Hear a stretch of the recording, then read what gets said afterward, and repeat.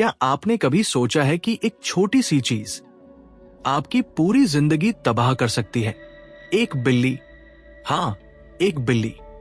और यही चेतावनी एक महान संत ने अपनी आखिरी सांस में अपने शिष्य को दी। अपने जीवन में कभी भी बिल्ली को मत आने देना। लोग चौंक गए। क्या यही था उस संत का अंतिम उपदेश? लेकिन यह कोई साधारण चेतावनी नहीं थी। ये एक कहानी थी, एक ऐसा अनुभव जो चेतावनी बनकर पीछे छूट गया। चलिए जानते हैं संत और बिल्ली की ये सच्ची और चौंकाने वाली कहानी। एक महान संत थे, प्रसिद्ध, सम्मानित और त्याग की प्रतिमूर्ति। उन्होंने संसार का त्याग कर दिया था। पत्नी, बच्चे, घर-द्वार सब कुछ छोड़कर हिमालय की ओर चल पड़े। एक गांव के किनारे उन्हें रहने की जगह मिली। गांव वालों ने उनके लिए एक बांस की छोटी सी कुटिया बना दी। वे सभी बहुत खुश थे कि उनके गांव के पास एक साधु रहने लगे हैं।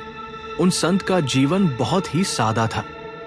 उनके पास कुछ भी नहीं था, बस 2 लंगोट, कपड़े के टुकड़े, यही उनकी एकमात्र संपत्ति थी।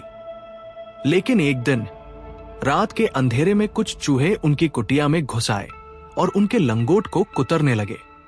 अब मुश्किल ये थी कि उनके नियम के अनुसार वे 2 से ज्यादा लंगोट नहीं रख सकते थे। लेकिन अगर चूहे उन्हें कुतर दे तो क्या करें?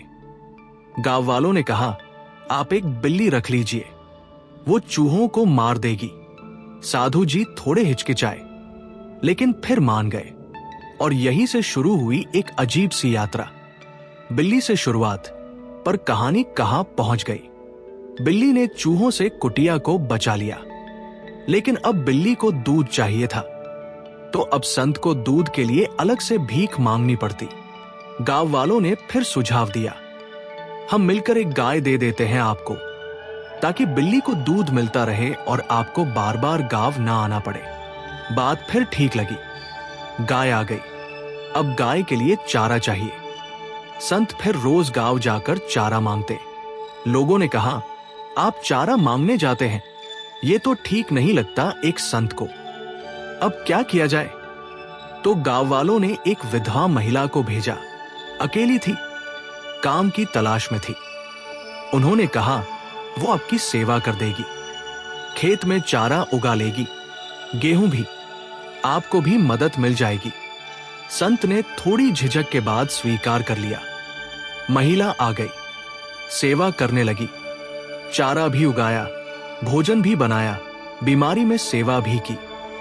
और कब ये सेवा प्रेम में बदल गई, उन्हें पता ही नहीं चला। फिर दोनों ने साथ खेत में काम करना शुरू किया। बिल्ली खुश, गाय खुश, संत खुश, सब कुछ ठीक।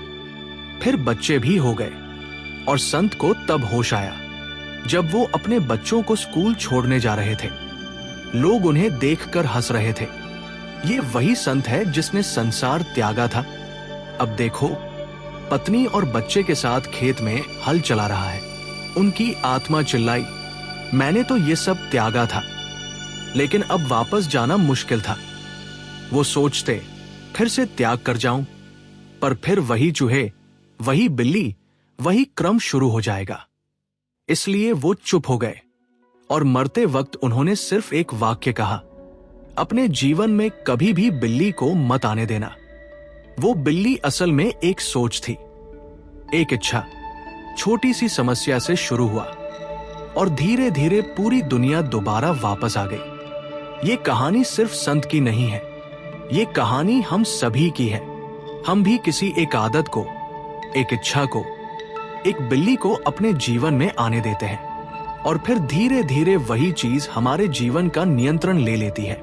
इसलिए अपने मन को नियंत्रित करो, वरना यही मन धीरे धीरे तुम्हारा जीवन निगल जाएगा। जैसे संत के जीवन में एक बिल्ली आई, वैसे ही हमारे जीवन में भी बहुत सी बिल्लियां हैं। छोटी छोटी चीजें जो धीरे धीरे पूरे जीवन पर कब्जा कर लेती है। सोचिए, क्या आपकी जिंदगी में भी कोई बिल्ली छिपी हुई है? अगर आपको ये कहानी पसंद आई हो तो इसे शेयर कीजिए, ताकि और लोग भी अपनी बिल्ली को पहचान सकें।